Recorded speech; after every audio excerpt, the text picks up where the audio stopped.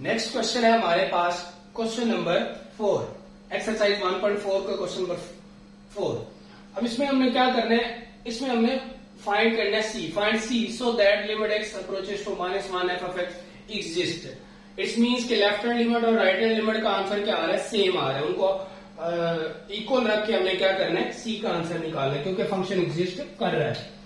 सबसे पहले हम क्या करेंगे, लेफ्ट हैंड लिमिट निकालेंगे। Limit x approaches to -1 f of x equal to, left hand limit इस पे अप्लाई होगी x प्लस 2, तो इसके ऊपर -1 पुट करें x की जगह पे, तो ये हमारे पास क्या आ गया, 1 आ गया, x इक्वल टू 1 आ गया। अब हम क्या करेंगे, राइट हैंड लिमिट अप्लाई करेंगे। Limit x approaches to -1 plus f of x equal to c plus 2, right hand limit इस पे अप्लाई होगी। अब ये c भी कांस्टेंट है, 2 भी कांस्टेंट है, हमें यहाँ पे लिमिट है x अप्रोच कर रहे हैं -1 को, तो यहाँ पे x है लेकिन यहाँ पे x है ही नहीं है, तो ये चीज एज इट इज आ जाएगी c प्लस 2, कोई चेंज नहीं आएगा। अब क्या करना है, उसने कहा हुआ है कि as limit x approaches to -1 f of x exist, so limit x approaches to -1 left hand limit f of x equal to limit x approaches to -1 plus f of x। इनकी वैल्यू पुट कर देते हैं। इसका answer हमारे पास आया था 1 equal to, इसका आंसर आया था c प्लस 2, तो हमने c निकालना है, तो ये 2 इधर प्लस का उधर जाके माइनस का हो जाएगा, तो c इज इक्वल टू क्या आ गया, -1, तो ये हमारा आंसर है। सिंपल, आपने क्या करना है, लेफ्ट हैंड लिमिट निकालनी है, राइट हैंड लिमिट निकालनी है, और फिर उनको लेफ्ट हैंड लिमिट को राइट हैंड लिमिट के बराबर लिखना है और वहां से अपने c फाइंड आउट कर लेना है। नेक्स्ट क्वेश्चन है हमारे पास, find the value of m so from this function left hand, right hand और equal.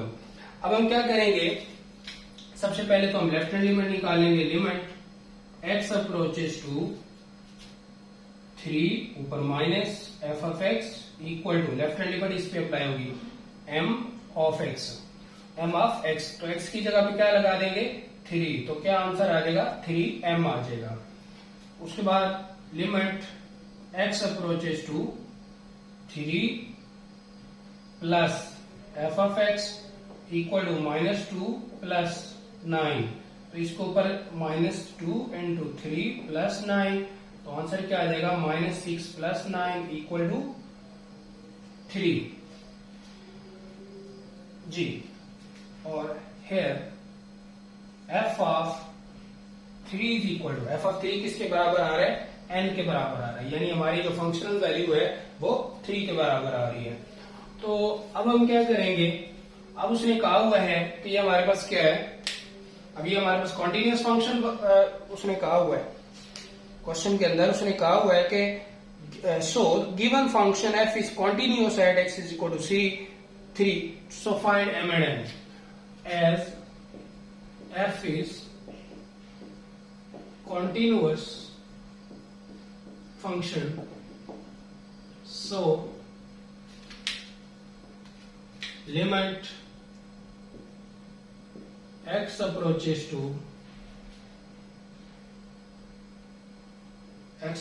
to 3 minus f of x equal to limit x approaches to 3 plus f of x equal to f of 3। इसकी value हमारे पास क्या आएगी, left hand limit की value आई थी हमारे पास 3m equal to n equal to, right hand limit का आंसर हमारे पास आया था, राइट हैंड लिमिट का आंसर आया था 3 और इसका आंसर आया था हमारे पास n।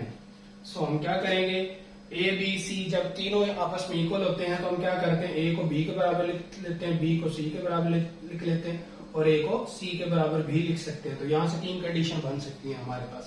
तो हम क्या करेंगे, 3m is equal to a equal to b और b इक्वल टू c।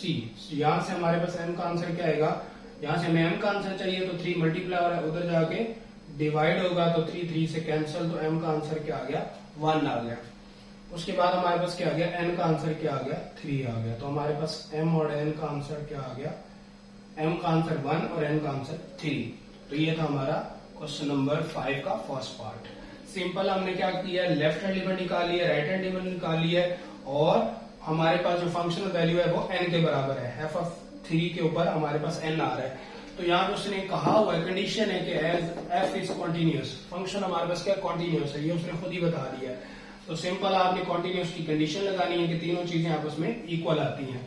तो वहां से ए बी सी वाली कंडीशन बन जाएगी, ए को बी के बराबर, बी को सी के बराबर लिख के हम क्या कर सकते हैं, एम और एन का आंसर निकाल सकते हैं।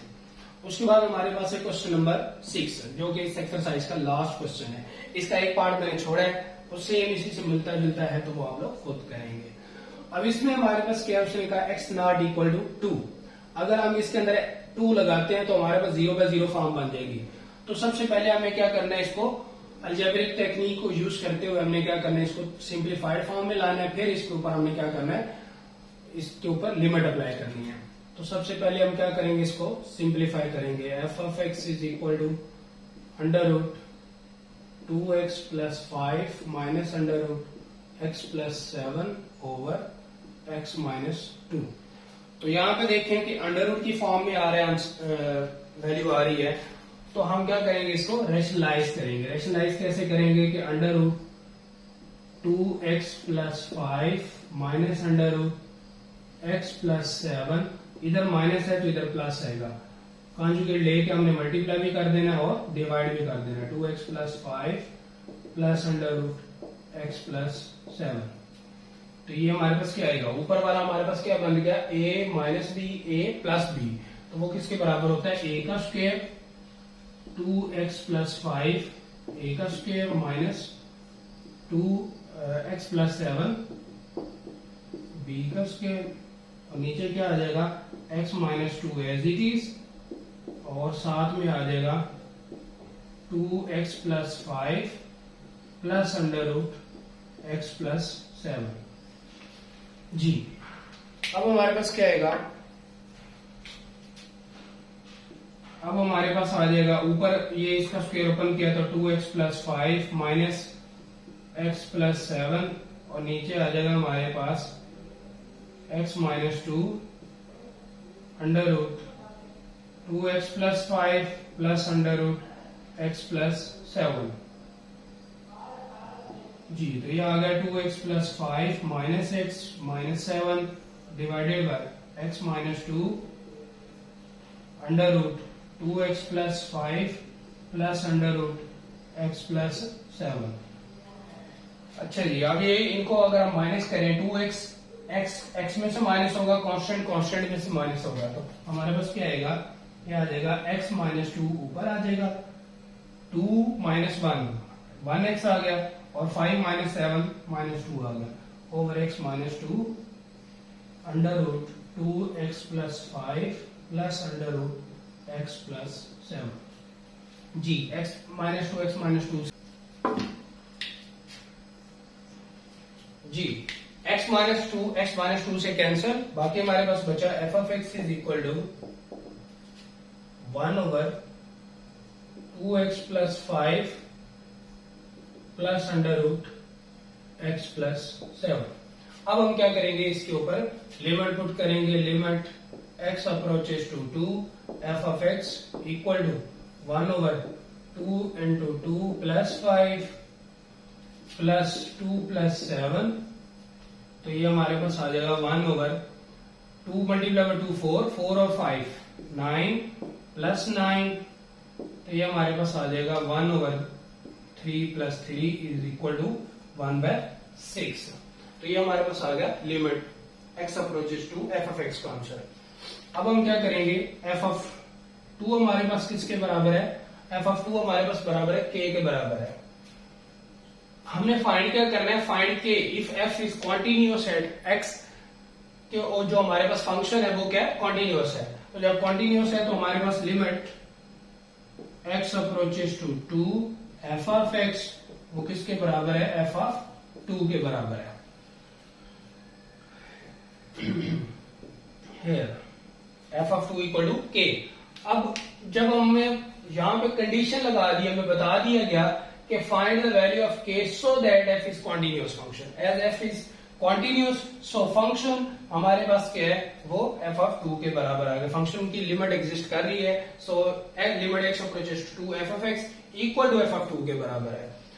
कंडीशन नंबर 3 को हमने यूज कर लिया। कंडीशन नंबर 3 के मुताबिक हमारे पास इसकी वैल्यू क्या आई है, इसकी वैल्यू आई है 1/6 और ये हमारे पास किसके बराबर है, के के बराबर है। तो हमारे पास के का आंसर क्या आ गया 1/6 जी। तो एक बार इसको दोबारा देख लें। सिंपल हमने क्या किया, यहां उसने कंडीशन लगाई थी x नॉट इक्वल टू 2, तो अगर हम x इधर पुट करते हैं तो 0/0 फॉर्म बन रही थी, इसलिए हमें अलजेब्रिक टेक्निक को यूज करते हुए इसको सिंप्लीफाई किया। यहां से रैशनलाइजेशन की, इसका कॉन्जुगेट लेकर मल्टीप्लाई डिवाइड किया और हमारे पास सिंप्लीफाइड फॉर्म में ये चीज आ गई। उसके अंदर लिमिट पुट की, लिमिट पुट करने के बाद हमारे पास 1/6 आ गया। तो फिर हमें एक कंडीशन बताइए कि हमने के फाइंड करने, हमारा फंक्शन क्या है, कॉन्टिन्यूस है। तो हमने कॉन्टिन्यूस फंक्शन की कंडीशन नंबर 3 को यूज किया कि limit x approaches to c f of x equal to f of c. तो उनको हमने सामने रखा और हमारी के की वैल्यू आ गई। तो ये डियर स्टूडेंट, उम्मीद है कि आपको 1.4 बड़े अच्छे तरीके से समझ आई होगी, लेकिन फिर भी अगर आपका कोई क्वेश्चन हो रिलेटेड टू कॉन्टिन्यूटी, डिसकॉन्टिन्यूटी और क्वेश्चन रिलेटेड, तो आप हमें कमेंट बॉक्स में बता सकते हैं और अपना फीडबैक लाजमी दीजिएगा। बहुत बहुत शुक्रिया। अल्लाह हाफिज।